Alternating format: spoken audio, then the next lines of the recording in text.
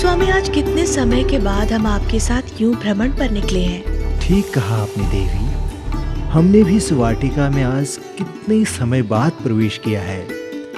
यहाँ आकर हमें अत्यंत सुखद एहसास हो रहा है। चलिए ना, आज सब पुष्पों का श्रृंगार कर इन सुगंधित पुष्पों से भवन को सजाते हैं। ओह, ये तो अत्यंत उत्तम सुझाव है।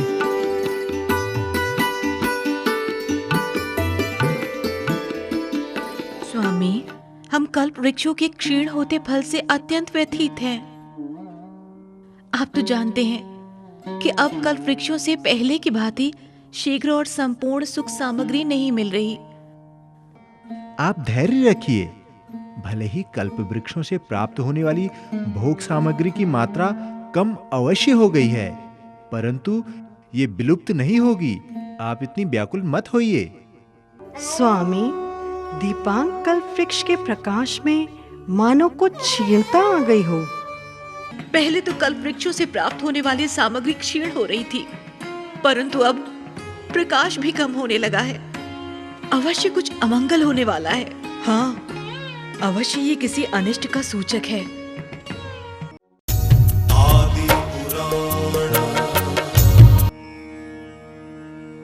परिस्थितियां यदि सदैव मानव के अनुकूल होती तो व्यक्ति निरंकुश हो जाता।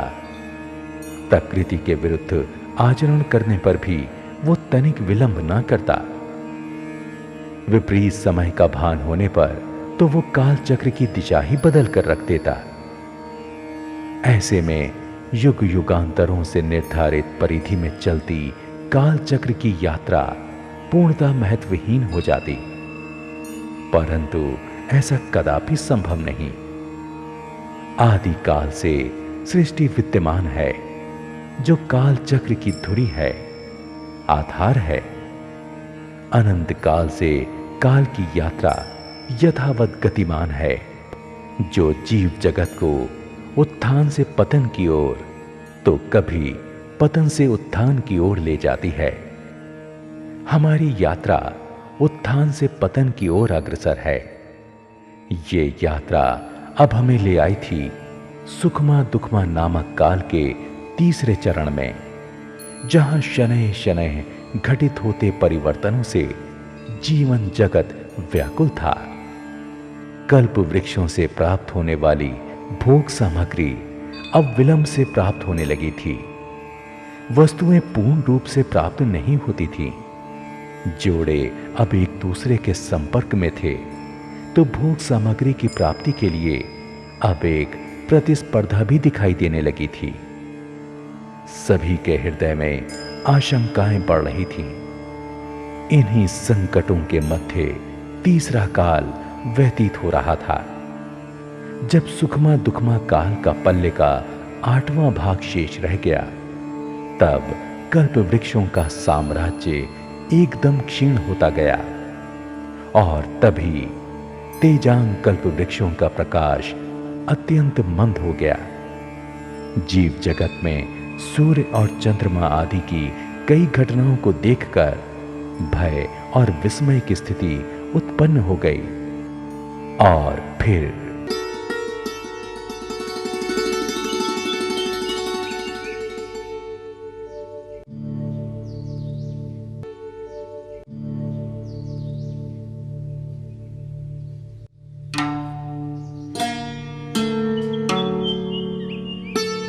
स्वामी, ये क्या हो रहा है? हमारा हृदय अमंगल की आशंका से भर गया है। विचलित न हो देवी, धैर्य रखिए। स्वामी, कल्प वृक्षों का प्रकाश कितना मंद पड़ गया है। ऐसा लगता है कुछ समय उपरांत हम आप ये जगत अंधकार में विलीन हो जाएगा। देवी, व्यर्थ इतनी व्यथित हो रही हैं। ऐसा कुछ नहीं होगा।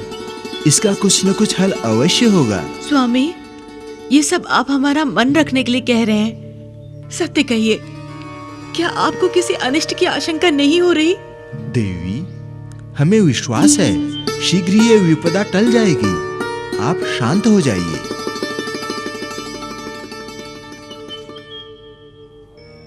समस्त लोक में यही असंतोष व्याप्त था मानव स्वयं को समझाने की चेष्टा कर रहा है कि कुछ अनर्थ नहीं होगा, परंतु हृदय में बार बार अमंगल की किसी घोर विपदा की आशंका आ रही थी। तभी एक समय जब प्रकाश बिल्कुल ही क्षीण हो गया, तब आषाढ़ सुदी पूर्णिमा के दिन सायंकाल के समय आकाश के दोनों भागों में अर्थात पूर्व दिशा में उदित होता चंद्रमा और पश्चिम में अस्त होता सूर्य दिखलाई पड़ा। उस समय सूर्य चंद्रमा नभ में ऐसे शोभायमान हो रहे थे मानो आकाश रूपी समुद्र में सोने के बने दो जहाज हों।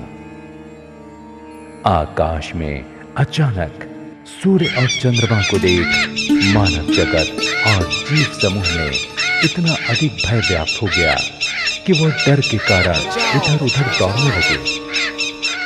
उन्हें कुछ भी समझ नहीं आ रहा था कि ये क्या है।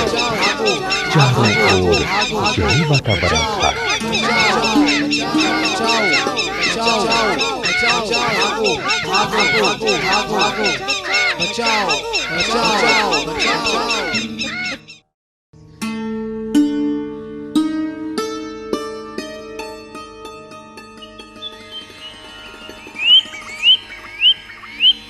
स्वामी, ये क्या है?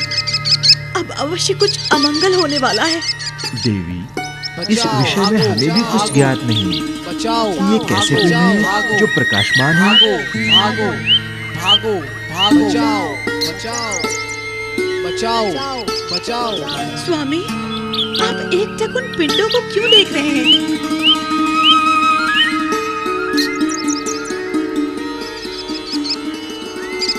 बचाओ, वे अवश्य किसी अनिष्ट के सूचक हैं।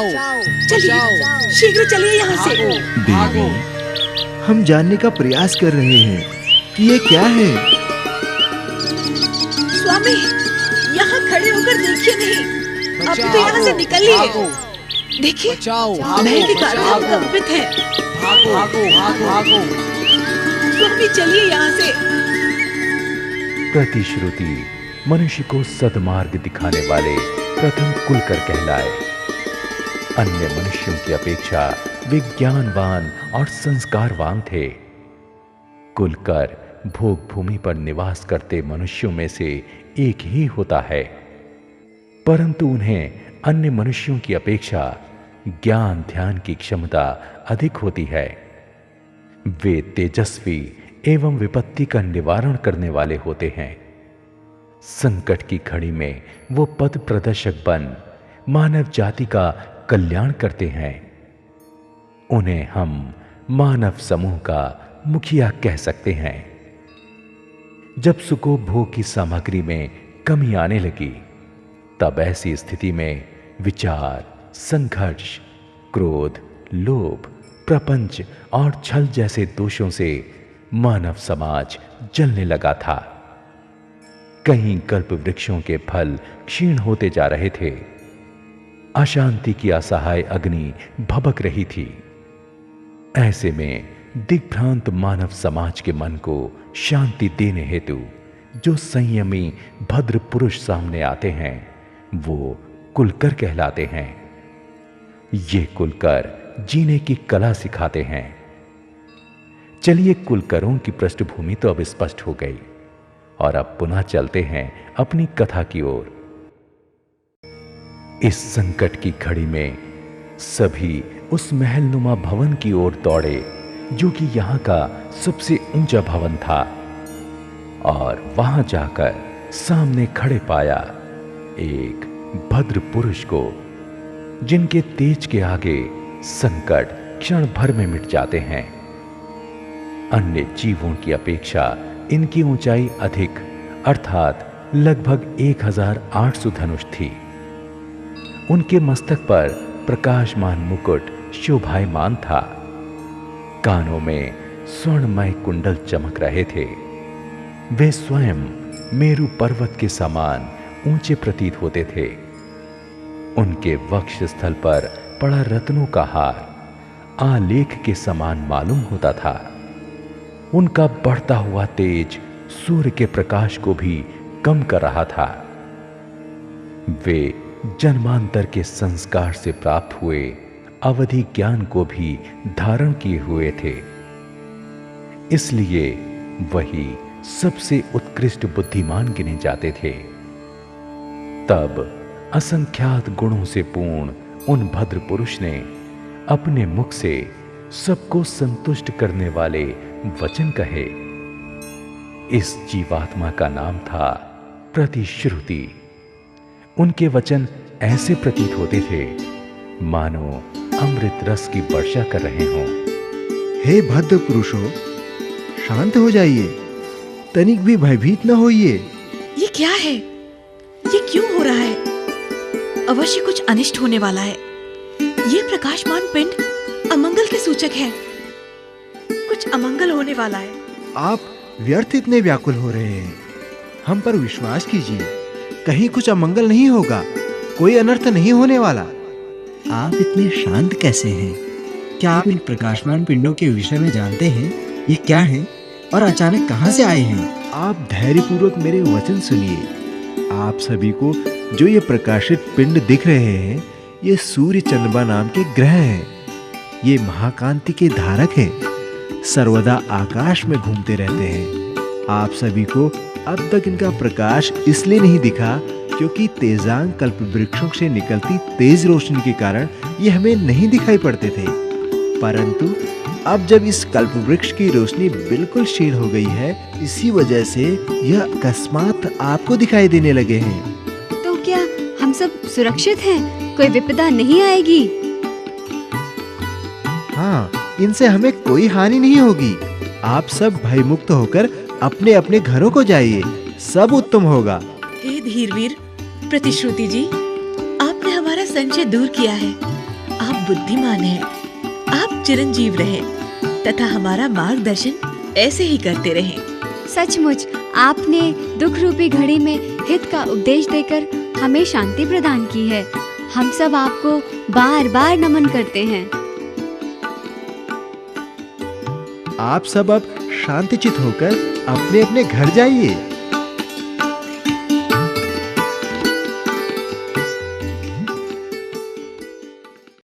जहां मानव समाज अब सूर्य चंद्रमा का परिचय जान चुका था, भय मुक्त होकर जीवन यापन कर रहा था, परंतु कल्प वृक्षों का प्रकाश तो दिनों दिन मंद होता जा रहा था और इन कल्प वृक्षों से प्राप्त होने वाली सामग्री भी क्षीण हो रही थी।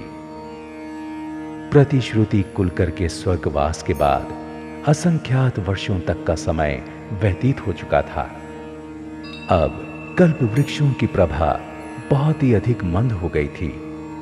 उनका तेज बुझते दीपक के समान नष्ट होने के सम्मुख था।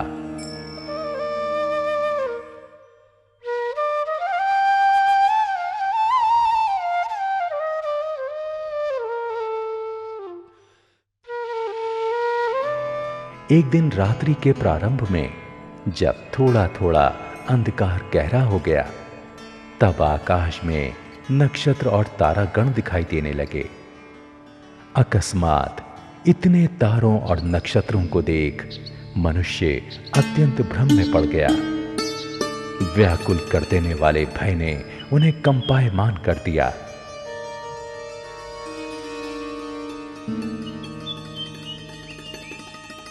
स्वामी देखिए, आकाश में चमकते ये प्रकाश पुंज क्या है?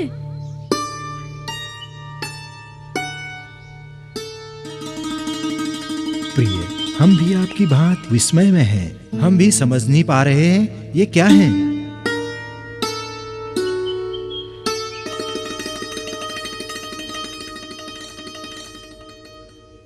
स्वामी, इससे पूर्व आकाश में सूर्य चंद्रमा प्रकाशमान थे, जिनके कारण हमारा कभी कोई अहित नहीं हुआ, परंतु ये असंख्य चमकते प्रकाश पुंज अवश्य किसी संकट की पूर्व सूचना है।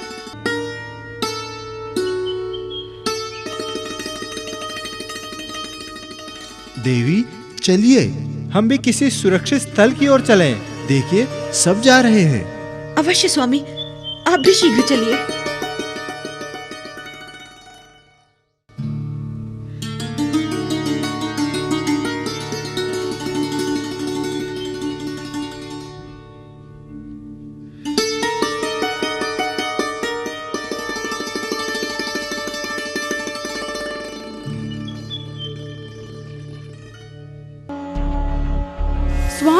देखिए ना, ये क्या है? अरे देवी, आपने अकस्मात ऐसा क्या देख लिया है जिससे आप इतनी विचलित हो गई? स्वामी, ध्यान पूर्वक आप भी देखिए, ये काला सा हमारी ही भांति प्रतीत होता धरती पे ये प्रकाश पुंज क्या है? हाँ देवी, ये तो हमारी ही भांति आकार प्रकार बदल रहा है। हे भद्र पुरुषों, आप इतने व्याकुल होकर कहाँ जा रहे हो? हे आर्य, आप दृष्टि उठाकर नभ की ओर देखिए, आपको असंख्यात प्रकाश पुंज दिखाई देंगे। अवश्य कुछ अनिष्ट होने वाला है। हाँ, इससे पूर्व ऐसा हमने कभी नहीं देखा। सूर्य चंद्रमा के अतिरिक्त वहाँ कुछ नहीं था। स्वामी, शीघ्र चलिए, हमें इसी क्षण भोज्य सामग्री प्राप्त करनी है। देवी, आप इतना शीघ्र चलने को आतुर क्यों हो रही हैं? स्वामी, आप तो जानते हैं कि सर्वप्रथम कोई भी सामग्री कल्प वृक्ष से उसी क्षण प्राप्त नहीं होती, और यदि प्राप्त हो भी जाए तो अल्प मात्रा में ही मिलती है। कल्प वृक्षों की महिमा न्यारी, मानव की थी छवि अति प्यारी। सत्कर्मों के प्रताप से, दुष्कर्मों के संताप से कोई भी नहीं बच पाया है। आदिनाथ के श्री वचनों में सत्य यही समाया।